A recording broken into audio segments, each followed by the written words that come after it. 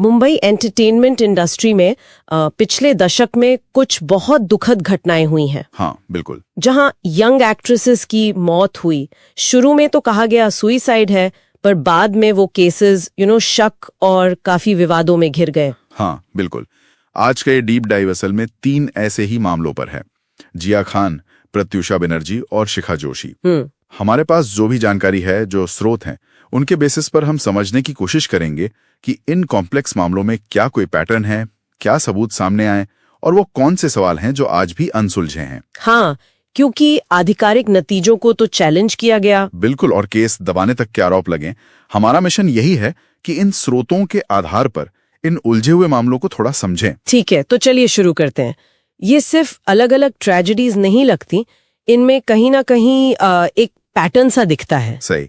जिया खान के केस से शुरू करते हैं। एक दशक से ज्यादा हो गया, पर सवाल अब भी हैं। 3 जून 2013 को 25 साल की जिया अपने घर पर लटकी हुई मिली। और चौंकाने वाली बात यह थी कि मतलब फोरेंसिक टीम का काम पूरा भी नहीं हुआ था और पुलिस ने कह दिया ये साफ तौर पर सुसाइड है। हाँ, ये थोड़ा अजीब था। और फिर मीडिया ने भी तुरंत परेशान अभिनेत्री वाली कहानी बना दी। लेकिन फिर एक हफ्ते बाद कहानी में एक बड़ा मोड़ आया। बिल्कुल, जिया की बहन को 6 पन्नों का एक लेटर मिला। अच्छा। हाँ, कहा गया कि जिया ने लिखा था अपने बॉयफ्रेंड सूरज पंचोली के लिए। उसमें एक परेशान रिश्ते, फिजिकल अब्यूज और हाल में हुए एक एबॉर्शन का जिक्र था। ओह। और यही लेटर मतलब सूरज की गिरफ्तारी का मेन बेसिस बना। आत्महत्या के लिए उकसाने का चार्ज, यानी आईपीसी 306। धारा 306 मतलब किसी को इतना मजबूर कर देना कि वो आत्महत्या कर ले। हाँ बिल्कुल, ये ऐसा माहौल बनाना। और यहीं से मामला और भी पेचीदा हो गया।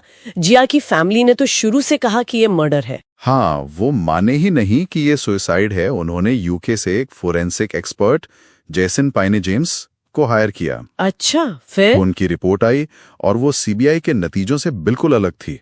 उन्होंने कहा कि फांसी के निशान आत्महत्या जैसे नहीं लगते। मतलब रिपोर्ट में कहा गया कि ये स्टेज्ड लग रहा था, जबकि सीबीआई ने तो हत्या की बात ही खारिज कर दी थी। ये तो बड़ा कॉन्ट्रडिक्शन है। और सिर्फ यही नहीं, जांच पर भी बहुत गंभीर सवाल उठे। जैसे मौत से ठीक पहले जिया ने जो ट्रैक सूट पहना था वो गायब था। गायब? हाँ, और कमरे से फिंगरप्रिंट्स तक नहीं मिले, जिया के भी नहीं। क्या ये कैसे हो सकता है? यही तो। और कहा गया कि फोन से डेटा डिलीट किया गया और जिस दुपट्टे से फांसी लगी वो भी सबूतों से गायब हो गया। अरे बाप रे, ये तो बहुत ही सीरियस लैप्सेस है। बिल्कुल। इन सब चीजों से शक पैदा हुआ कि कहीं जानबूझकर सबूत मिटाए तो नहीं गए या दबाए गए। स्रोतों में इसका कोई कारण बताया गया है कि ये सिर्फ लापरवाही थी या सीधे तौर पर कारण नहीं बताया गया, पर ये जो चूकें थीं, इन्हीं ने परिवार के शक को और मजबूत किया। फिर लगभग 10 साल बाद अप्रैल 2023 में स्पेशल सीबीआई कोर्ट ने सूरज पंचोली को बरी कर दिया। हाँ, सबूतों की कमी के आधार पर। कोर्ट ने जिया की मां की गवाही पर भी सवाल उठाए और वो जो लेटर मिला था उसकी खोज को भी थोड़ा संदिग्ध माना। लेकिन बरी होने का मतलब ये तो नहीं कि वो बेगुनाह साबित हो गए। नहीं, बिल्कुल नहीं। ये एक टेक्निकल पॉइंट है। बरी होने का मतलब ये है कि प्रोसिक्यूशन यानी अभियोजन पक्ष उनके खिलाफ जुर्म साबित करने लायक मजबूत सबूत नहीं दे पाया। ये एक कानूनी नतीजा है, पर जो सवाल थे, जो गड़बड़ियां थीं, उनका जवाब इससे नहीं मिलता। तो ये जो पैटर्न है, जांच पर शक, न्याय में देरी, ये हमें दूसरे मामलों में भी दिखता है। प्रत्यूषा बनर्जी का केस याद है? हाँ, बालिका वधू वाली। हाँ, 24 साल की थी। 2016 में वो भी अपने घर पर लटकी मिली। उनके पार्टनर राहुल राज सिंह पर परिवार ने हैरेसमेंट और आत्महत्या के लिए उकसाने का आरोप लगाया।